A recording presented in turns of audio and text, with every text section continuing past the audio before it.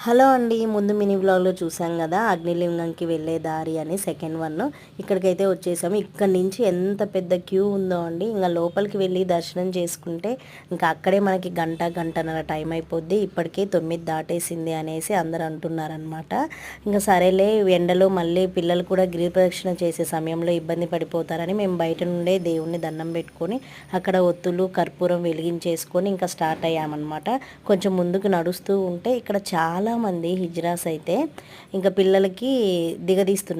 పిల్లలు పెద్దవాళ్ళు అందరూ దిగదీయించుకుంటున్నారు. నిమ్మకాయలతో దిష్టి తీయించేసుకొని ఆ నిమ్మకాయలు మీరే కాలుతో తొక్కేయండి అని చెప్తున్నారనమాట. ఇంకా సరే వీళ్ళు అర్ధనారీశ్వరులతో సమానం అండి.